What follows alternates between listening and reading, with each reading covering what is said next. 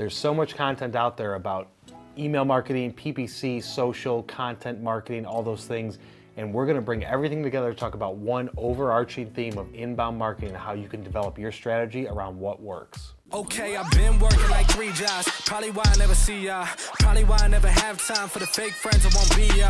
Been ballin', but it's looking like they took a time out. Okay, I'm working on a Wednesday, then up again the next day. So-and-so is popping, man, I skip him like he leg day.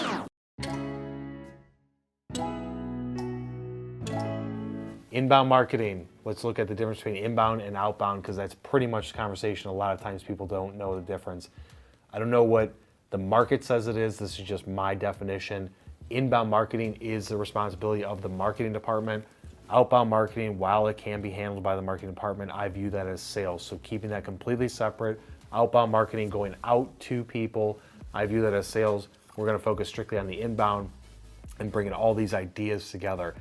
In my opinion, it all starts with just the fundamentals of inbound marketing is you're bringing people into your pipeline by putting something in front of them, or they search something and find you somehow and then bring them into the funnel. That's essentially what my definition of inbound marketing is.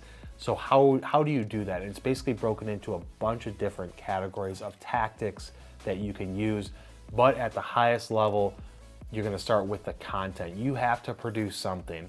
Now, I'm not specifically talking about content marketing in relation to video, audio, or written articles, but you have to have a website. So when people search, your website's gonna show up. You have to produce some sort of content, obviously, to have a website that's got content on it. You have to have SEO for that to show up when people do search. So we're just looking at, you're producing something out there and people are finding it and then coming into your brand awareness and into your funnel. So starting with the content side, on the website, you have to look at it from the standpoint of ongoing content, content marketing plan, creating articles, doing SEO research, all those things go into it. But content marketing at the top of the funnel of inbound is the way that I see it. So starting at the top with the content marketing, what does that mean? It means that you need to be producing regular, consistent, relevant content and putting it out there through all of the different channels, which we'll talk about next. But there has to be a strategy behind it. You cannot just create a piece of content based on what you want to create. You have to look at it from 2 main standpoints. Either it has to provide value to the target demographic from a standpoint of you getting education, entertainment, whatever out of it, educating you, or it has to be high from a search standpoint. And we've done numerous videos on the content marketing and distribution side of it, so you can check those out. We'll link to them above. But you want to break down those 2 main categories of either providing value or people search for it a lot and maybe it doesn't provide the most value to your target demographic, but bringing brand awareness in, you want to show up on the top for that search. But at the end of the day, you have to have some sort of content marketing strategy, the team in place, either an agency, internal resources. This has to be the priority, because without content, the only thing that you're doing is going to be sitting back waiting for people to find you, which a lot of companies do. And if you have strong SEO, that can work to a certain degree. But if you want to pull people into it, if you want to then support the outbound marketing side of it and support your sales team by giving them things to push out, then you have to have the content. So the content the content marketing at the top basically support the inbound marketing aspect, but then you also have content for the outbound to then use. So these things go hand in hand.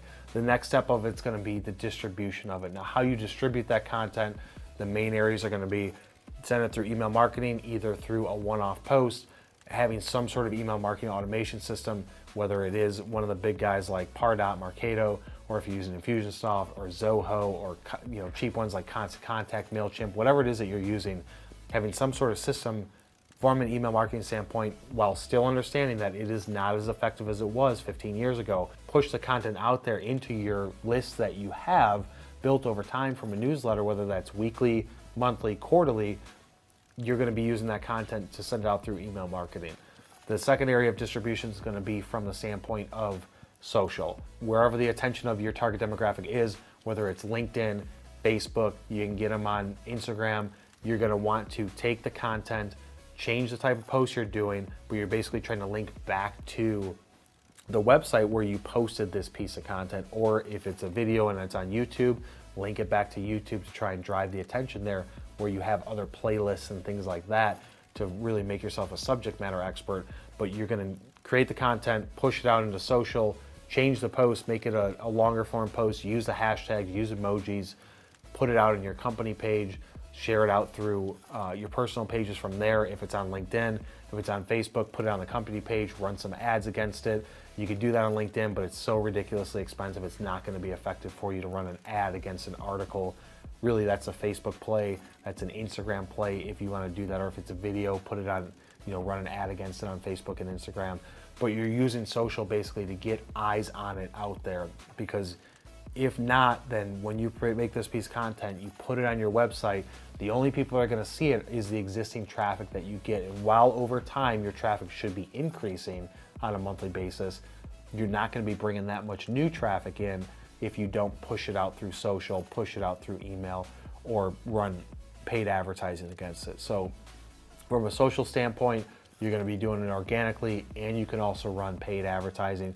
You could do it on a PPC or some retargeting if you wanted to push the content out there like that. I wouldn't recommend that. That's going to be extremely effective depending on what business, what specific product or service that you're selling, but mainly looking at the core two areas of email marketing and social as the distribution hubs for that content initially. The last part of it's going to be SEO organic. So when you write that piece of content, you're going to want to make sure that it is relevant, like we said in the first 2 points, either relevant to the target demographic or has a search volume, preferably both. If it is relevant to the target demographic, try and make it to where it has some level of search volume behind it. Try and optimize it for SEO. The organic SEO, it's going to take time. Even if you go long tail keyword and your SEO target you're going after is a sentence with 9 words in it, it's still going to take time for you to rank and to rank number 1. You want to get the content out there quickly and start that process, but you need to have it optimized for SEO, because over time, as people are searching, you want your posts to be showing up numbers 1, 2, 3 for all the different topics that people are searching. That's a way to bring the search side of it into your pipeline. So if you're pushing out on email and you're pushing out on social to try and bring that traffic in, then you've also got the SEO side. People are searching, you're getting some of that brand awareness out there and some of that attention, bringing that into your funnel. That's the way that I look at it from an inbound marketing standpoint. Now, some people may think that that's outbound. If it's email, if you're pushing things out, it's outbound. If it's social, it's outbound. I don't view it like that because of my background. I don't come from the marketing agency world. I also don't have a marketing degree, but that does not prevent us from creating the best agency around. So inbound, looking at those 3 areas, that's going to get you a good grasp of just the core fundamentals of the strategy. Now, breaking it into exactly how to do that with social and email marketing and SEO, you just have to look at taking it one step at a time, making sure that you're testing something, looking at the reports, looking at the data, go to Google Analytics, look to see, are you getting new traffic in? But most importantly, what is their bounce rate? If the bounce rate is the percentage of people that come to your site and leave after seeing that one page. So if I come to your site and I look at one page, that's 100% bounce rate. If I come to your site and I click on the first page and go to a second page, that's 0. Bounce rate is just all of your traffic and saying how many people went past one page, how many people left right after they saw it. Here's your total overarching percentage of your average, and that is your bounce rate, which can tell you the channels that you're bringing in from a referral standpoint, your social channels, is it the right type of traffic? Because you can get all these likes and views and comments and things like that on social. You can get all these opens and clicks in email, but if they come to your website and they end up just bouncing right away, then that is completely useless effort. That may look good for traffic, but the retention is bad and you're not going to get anybody that's actually spending money with you, which is what you're trying to do. You need to focus on those conversions. So testing things and seeing how is that traffic coming in. You may run some LinkedIn stuff and see that the traffic comes in and you've got a 90% bounce rate. Well, that either means that it's the wrong traffic or it's the wrong creative or the wrong landing page, wherever that traffic is going to. That's why your website's important at the highest level for your inbound marketing. They're going somewhere. It's going to be your website because you want them to do something with that information and learn more about you and then eventually contact you. So when you need to do that, you have to make sure that's optimized, because otherwise you're bringing all this traffic in, they're just gonna bounce and never come back. What's the point of spending the money to do that?